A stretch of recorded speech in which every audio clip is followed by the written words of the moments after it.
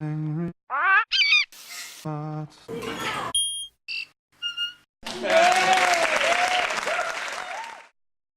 for your time, Ben. Right.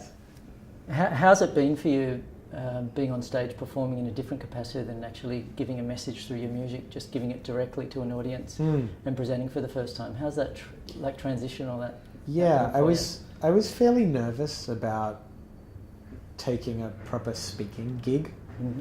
I'm a big blabbermouth anyway in my normal capacity, as my family and friends will tell you, and doing interviews over the years and being a solo artist, I've definitely, and practiced at expressing myself, but particularly speaking about spiritual ideas or the relationship between consciousness and everyday life and making those ideas accessible and relatable. It was definitely, I felt like I really wanted to do the ideas right, so I was nervous about presenting them in the right way, and it's definitely something I put a lot of thought into. How did I want to present these ideas to the audience? And there's a level of nakedness, I think, when you're presenting in the way that you're doing, because in music you can conceal a message inside a story, and you can kind of put behind the veil of music, but here you've just got to be really upfront saying, this is a teaching, and if you want to imbibe this teaching, and do the work. Yeah. Well, I think it goes both ways, because I think there are certain aspects of the human psyche that are only accessible through abstraction.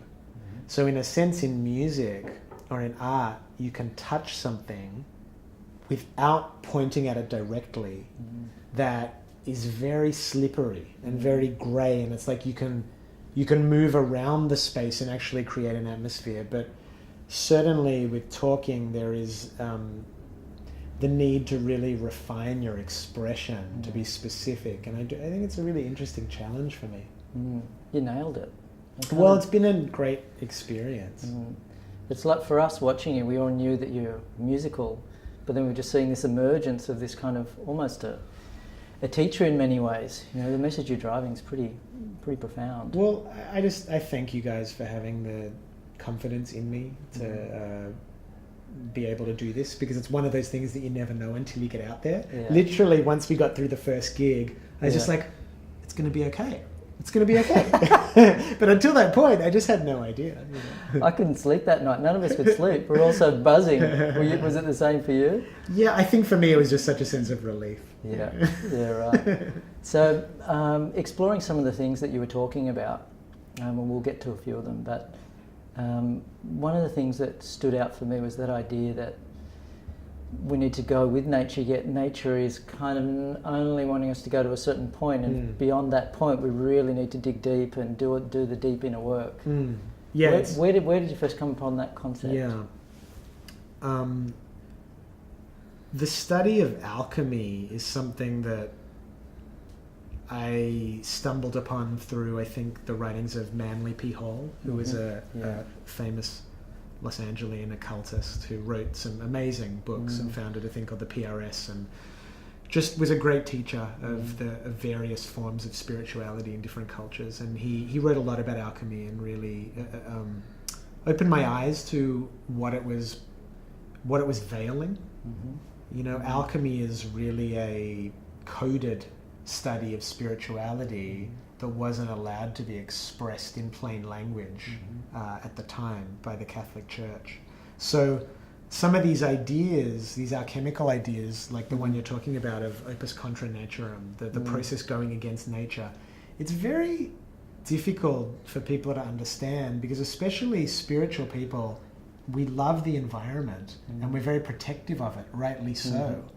And if it's not people who are involved in a path of consciousness to protect the environment, who's going to do it? But at the same time, to be carrying just a glimmer in your mind that in a sense, nature is not totally a friend. Because ultimately, a great example is sexuality. In that if we just lived according to biology and nature, we'd have no morality around sexuality, because anything would be justifiable. And really, the beauty of intimacy within relationship that's solid and monogamous, this is a construct of will, of human will. you know? Yeah. So, and same with not killing people and not stealing, that a lot of the beautiful things that we've developed have actually been developed by going against nature. So it's just one of those things where you're trying to find this perfect balance of honoring the source and the natural flow and watching it in your life and following the clues, but at the same time, above all, holding a belief and a hope of what's possible for human consciousness. Because you have lesser evolved consciousness and higher evolved consciousness. And higher evolved consciousness, don't you think that when you violate an unseen law of nature, you will feel it within your nervous system? Well, yeah, there's a beautiful book by Dostoevsky called Crime and Punishment, where he really tackled this central question, which is there a universal law? And I think for a lot of us, that is a stage we have to go through of questioning, like, maybe I am the king of my world. Maybe I'm the master of my own creation. And for sure, going into like the media and, being a public person, famous person or whatever, and a rock star, whatever that means, that is, you chase that with the belief that you can be the master of your own destiny. And absolutely, time and time again, you see celebrities and, famous people bump up against universal law, whether it's just in terms of exhaustion or in terms of humbling. There's a lot of these processes that we are asked to remember that we are actually part of a system and that nothing comes for free in nature. When did you figure that out? At what point? I think that's been an ongoing lesson for me. I remember when I was 16 years old or 17 years old and I started getting my first bad reviews. And I think as an adult, the ability to metabolize bad reviews is something that you kind of just deal with, just like water off a duck's back. But in your formative years as a teenager, when you're still really like, needing validation and wondering who you are, it can be quite a volatile and scary process. And I think it was at that point that I realized there was an inherent risk in what I was doing and that it was not going to be easy. I think the dream you have when you start playing music or something is, everyone's gonna love me. And the idea that, actually you are going to encounter forces against you. And that's part of putting yourself out there. That was a very brutal and grounding realization that cemented itself over the years. Would you say early in your career that you used to make music or create your music with a sense of what people would like to hear? Because I feel within your latest work, Ayahuasca, Welcome to the Work, it's like this is just what I want to express, and I don't care if anyone resonates with it or what people think of it. Well, I'm hesitant to make it black and white because I think within every state of consciousness there's contamination. And I think there's also in every state of consciousness, no matter how dark or misguided, there's a ray of hope. So I do think there have been times when I've been consumed by fear or worry about acceptance. But I think within there, like people that loved my music could still hear there was still me making music from my heart because I love music. If I really want to do something everyone would love, I don't really think I'd pick playing music. I think there's there's probably better things you can do to get on the side of mainstream society. And at the same time, I think now I'm more aligned with making music for me and for my community and my people that share similar values. But I also am I watch myself very closely because I think the ego, it's very subtle. And the need that we have to please and the agendas we might carry through our actions, no one will know but you. It's very secret, it's very hidden. And so I'm very aware of trying to just keep an eye on that. So what's your process for that, for keeping the ego in check? Well, I think any of the spiritual schools or spiritual teachings give you techniques for observation. And whether that's meditation or people reviewing their day or chanting, essentially we're talking about techniques that encourage detachment and allow you to witness your life, and that observation and also comprehension. Because I think comprehension, you have to become intelligent. And I don't mean that in a way that like it's only available to some people. I think intelligence is I think human beings are innately intelligent, but I think having the intelligence to truly look at ourselves and be honest about what we've seen is something that has to be developed.